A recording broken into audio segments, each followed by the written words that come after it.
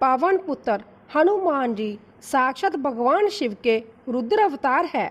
वह बुद्धि, बल, ज्ञान और अगाध भक्ति के प्रतीक है। हनुमान जी को संकट मोचन कहा जाता है, जो अपने भक्तों के जीवन के कठिन से कठिन संकटों को पल भर से दूर कर देते हैं।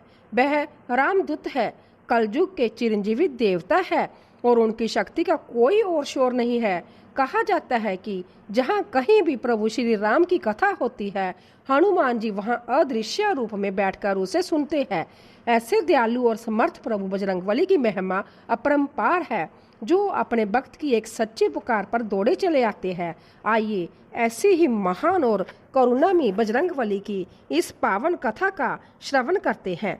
एक समय की बात है, हनुमानगंज नाम का एक गांव था। उस गांव में त्रिलोकीनाथ नाम का एक व्यक्ति रहता था। उसका इस दुनिया में कोई नहीं था सिवाय हनुमान जी के। त्रिलोकीनाथ हनुमान जी का बहुत बड़ा भक्त था। वह रोज उनकी पूजा किया करता था।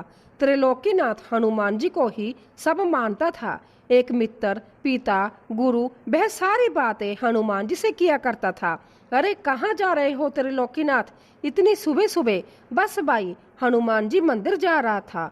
हनुमान जी की पूजा करके दिन शुरुआत करूंगा। अच्छी बात है, चलो आओ तुम पूजा करके मिलते हैं। फिर त्रिलोकीनाथ मंदिर पहुंचता है और मंदिर की साफ सफाई करने लगता है। हे प्रभु, कितनी धूल मिट्टी है, कोई सफाई करने वाला ही नहीं है। मैं ना रहूं तो यह मंदिर ना लगे। और आप प्रभु इतने बड़े बड़े चमत्कार करते हैं, जरा सा चमत्कार जहां भी दिखा दो। लेकिन नहीं, आपको पता है ना कि त्रिलोकीनाथ आएगा और सफाई कर देगा। त्रिलोकीनाथ हनुमान जी से बातें करते करते मंदिर की सफाई कर देता है और फिर हनुमान जी का ध्यान लगाने बैठ जाता है। तभी उसके ध्यान में हनुमान जी रस्सियों से बंधे हुए दिखाई देते हैं। त्रिलोकीनाथ, मुझे जहाँ से छुड़ाओ, मैं बंधा हुआ हूँ, निकालो मुझे जहाँ से। जे क्या है हनुमान जी, मुझसे मदद मांग रहे हैं, मैं भी ना कुछ भी सोचता हूँ।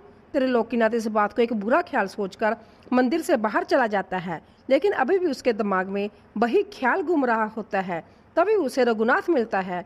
क्या हुआ भाई, मंदिर से पूजा करके आए, लेकिन लगता है मन को शांति नहीं मिली, दिमाग में कुछ उथल पुथल चल रही है क्या? हाँ भाई, क्या बताऊं, आज बजरंगबली का ध्यान कर रहा था तो मैंने एक दृश्य देखा कि हनुमान जी एक रस्सी में बंधे हुए हैं और मुझसे मदद मांग रहे हैं।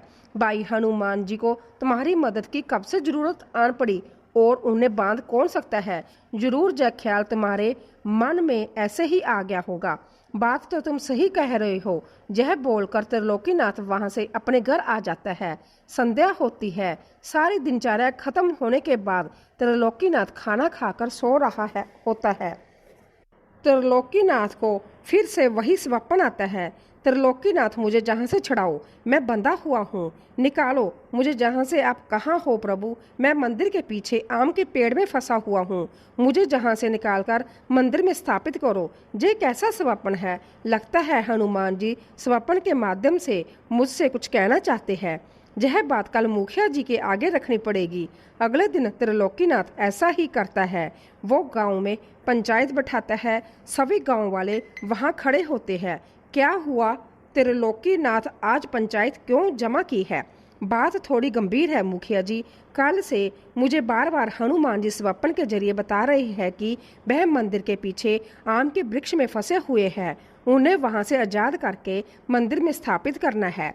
इसीलिए मैं आपसे यह निवेदन करना चाहता हूँ कि उस वृक्ष को काट के उसमें से हनुमान जी को निकालकर मंदिर में स्थापित करना होगा।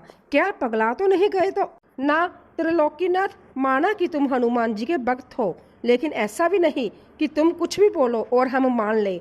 अपनी इस बेफजूल की बात के लिए तुमने पंचायत का समय बर्बाद किया है। पर मुखिया जी, मैं सच कह रहा हूँ, एक बार उस पेड़ को काट कर देख लेते हैं। त्रिलोकीनाथ, क्यों जिद कर रहे हो? बेकार की जय, सब तुम्हारा भ्रम है। जाओ घर जाओ, जाओ जहाँ से आज की सभा यही समाप्त की जाती है। मुखिया त्रिलोकीनाथ को भगा देता है और कड़े शब्दों में पेड़ काटने के लिए मना कर देता है। त्रिलोकीनाथ उदास मन के लिए घर की ओर जाने लगता है।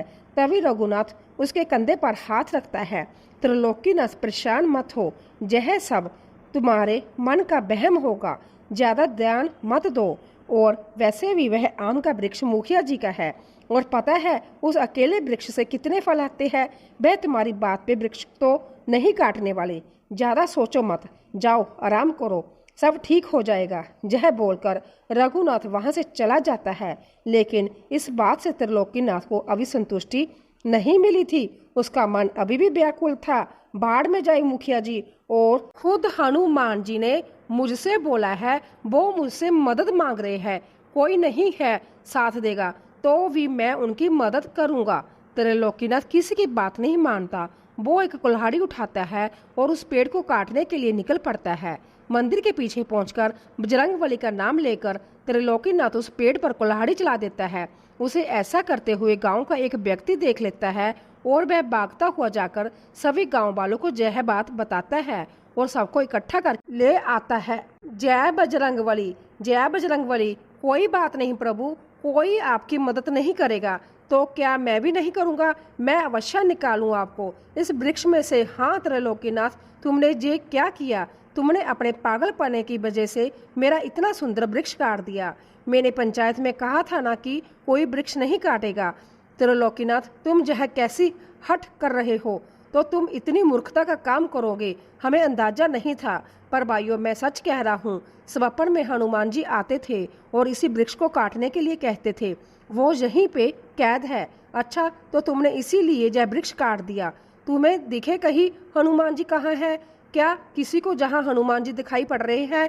त्रिलोकीनाथ, तुम्हें इसकी कीमत चुकानी पड़ेगी। यह बात चल ही रही होती है कि तभी हनुमान जी की एक सुंदर प्रतिमा उस वृक्ष के तने से प्रकट हो जाती है, जिसे देख सभी गांव वाले बोचक्का रह जाते हैं। किसी को अपनी आंखों पर विश्वास नहीं होता।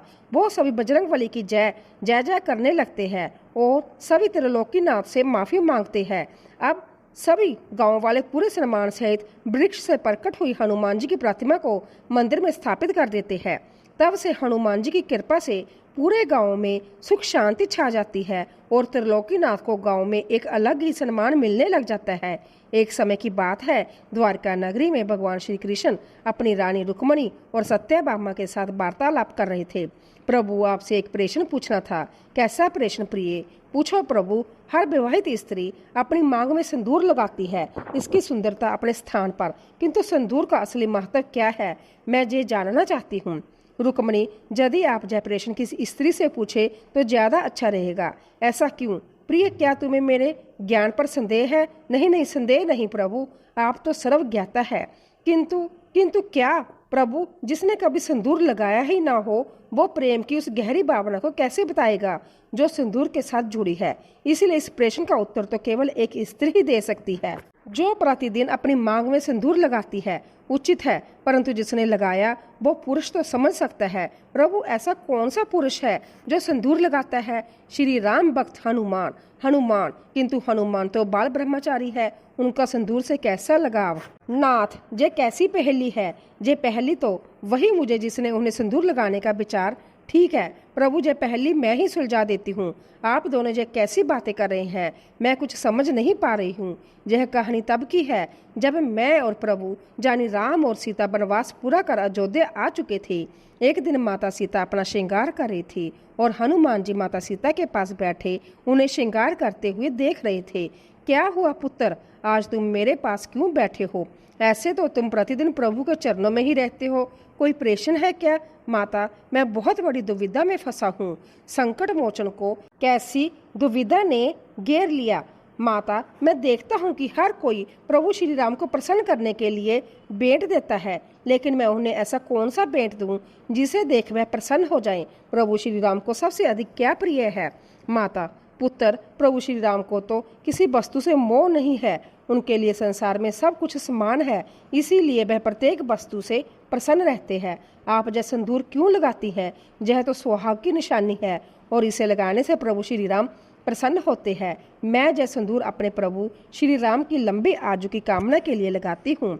इसे लगाने से आपके प्रभु और मेरे पति की आयु बढ़ेगी। अच्छा जानी, एक चुटकी भर सिंदूर से प्रभु प्रसन्न हो जाते हैं और उनकी आयु भी बढ़ जाती है। यह सब सुनकर हनुमान जी वहां से चले जाते हैं और कुछ देर बाद पूरे शरीर पर सिंदूर लगाकर माता सीता के सामने आते हैं। पुत्र, यह तुमने क्या किया? माता, मैंने भी अपने प्रभु की लंबी आयु के लिए सिंदूर लगा लिया है, अब उन पर कोई संकट नहीं आएगा। पुत्र, हनुमान तुम कितने भोले हो। माता, अब तो प्रभु श्री राम मुझसे प्रसन्न हो जाएंगे ना। अवश्य। माता सीता की आज्ञा पाकर हनुमान जी उसी वेश में श्री राम के पास पहुंचे। श्री राम अपने दरबार में बैठे थे। तभी वहां श्री राम की जय जयकार करते हुए हनुमान जी पहुंचते हैं। हनुमान जी के इस वेश को देख सभा में उपस्थित सभी लोग उन पर हंसने लगे और हनुमान जी, जय क्या लगा कर आए हो अपने शरीर पर? दरबार में आने से पहले नहाना उचित नहीं समझा क्या? जय सिंदूर है, जय मैंने अपने प्रभु के लिए लगाया है। प्रभु के लिए, आखिर तुम्हारे इस सिंदूर से प्रभु का क्या लेना देना है? हनुमान जी ने गुलाल की बोरी अपने ऊपर गिरा ली। अब लोग इन पर हंसे ना, इसीलिए ऐसी वैसी कहानियां बना रही है। क्यों हनुमान, मैं सत्य बोल रहा हूँ ना। हनुमान जी, तुमने कैसा रूप धारण किया है? प्रभु, जय रूप मैंने आपके लिए ही धारण किया है। आज मैं माता के पास बैठा था, वह अपनी मांग में चुटकी भर सिंदूर लगा रही थी। तभी मैंने उनसे उस सिंदूर का महत्व पूछा तो उन्होंने कहा कि जय सिंदूर आपकी लंबी आयु के लिए लगा, उस चुटकी भर सिंदूर से आपकी आयु लंबी हो जाएगी और आप पर कोई संकट नहीं आएगा, और आप चुटकी भर सिंदूर को देखकर प्रसन्न भी होते हैं। तो मैंने विचार किया कि एक चुटकी भर सिंदूर से आपकी आयु बढ़ सकती है, तो मैंने आपके लिए सिंदूर पूरे शरीर पर लगा लिया। इससे आप चिरंजीवी हो जाएंगे और मुझे देख आप इतना प्रसन्न होंगे कि मुझे अपने हृदय से लगा लेंगे। हनुमान जी का जय भक्ति भाव और भोलापन देख श्री राम अपने आप को रोक नहीं पाते और वह आकर हनुमान जी को अपने हृदय से लगा लेते हैं। यह देख सभा में बैठे सभी लोग आश्चर्यचकित रह जाते हैं। प्रभु, अब आपको कोई भी संकट छू नहीं सकता। हनुमान, तुम्हारे होते तो मुझे कोई संकट छू नहीं सकता, क्योंकि तुम संकट मोचन जो हो। हनुमान, तुम्हारा हृदय बहुत कोमल है और इस हृदय में मेरे लिए इतना स्नेह देखकर मैं भाव विभोर हो उठा। पुत्र, आज मंगलवार के दिन तुमने जो मेरे लिए मंगल कामना की है, मैं वचन देता हूँ कि आगे भी कोई भक्त मंगलवार के दिन तुम इस संदूरी रूप के दर्शन करेगा, मैं उसके लिए इतना ही कृपालु हो जाऊंगा। भक्त तो ये है सिंदूर का महत्व, जो कि हनुमान ने भी समझा। एक और महत्व की बात थी जो मैंने हनुमान से कही थी, वो यही कि विवाहित स्त्री की मांग का सिंदूर प्रतीक है कि वह अपने स्वामी के प्रति समर्पित है। और हनुमान जी ने अपने देह पर सिंदूर लगाकर अपनी भक्ति को प्रभु के चरणों में समर्पित कर दिया। हनुमान जी की जय निश्चल भक्ति और अनन्य प्रेम हमें सिखाता है कि ईश्वर केवल सच्चे भाव के भूखे होते हैं। अगर आपको जय पावन और शिक्षाप्रद वीडियो पसंद आई हो तो कृपया इसे लाइक और शेयर अवश्य करें, ताकि अन्य लोग भी बजरंगबली की इस महिमा को जान सके। आज जो सुंदर कहानी आपने सुनी है वह आपको कैसी लगी, हमें कमेंट बॉक्स में अवश्य बताइए।